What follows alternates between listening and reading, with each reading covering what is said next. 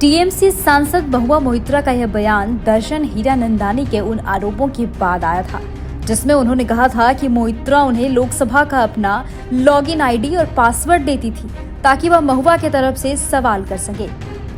Cash for query विवाद के तूल पकड़ने के बाद तृणमूल सांसद महुआ मोइत्रा ने स्वीकार किया कि उन्होंने कारोबारी दर्शन हीरानंदानी को लोकसभा वेबसाइट का अपना लॉगिन आईडी और पासवर्ड शेयर किया था ताकि वह उनकी तरफ से सवाल कर सके।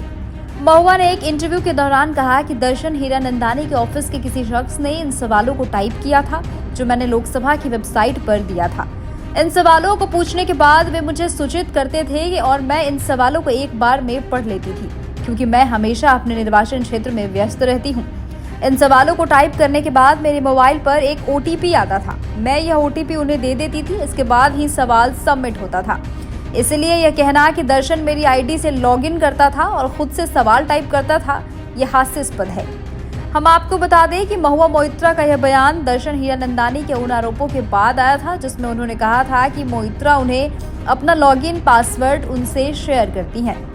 बीजेपी नेता निशिकांत दुबे के आरोपों पर जवाब देते हुए मोइत्रा ने कहा कि अब जबकि कैश फॉर क्वेरी का मामला औंधे मुंह गिर गया है तो इसे राष्ट्रीय सुरक्षा का मामला बताया जा रहा है।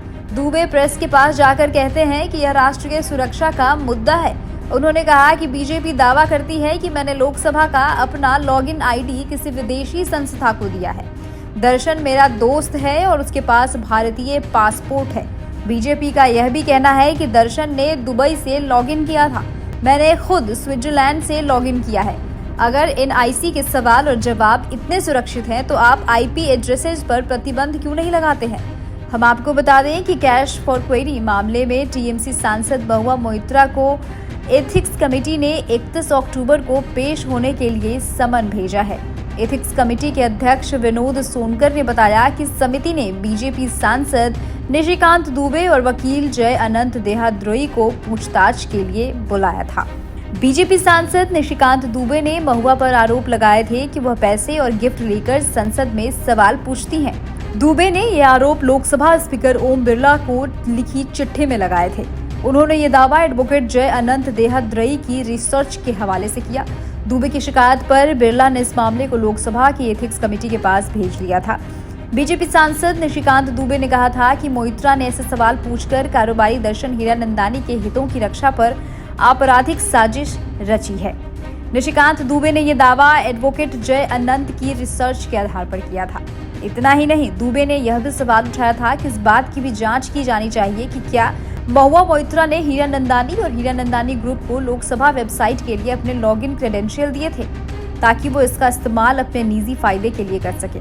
इस चिट्ठी पर संज्ञान लेते हुए स्पीकर ओम बिरला मामले को लोकसभा की एथिक्स कमेटी के पास भेज दिया था।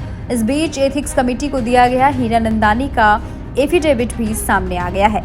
इस हलफनामे में हीरानंदानी ने कबूल किया है कि महुआ ने उनके साथ अपनी संसदीय लॉगिन आईडी और पासवर्ड शेयर किया था जिससे वो महुआ की तरफ से सवाल कर सके।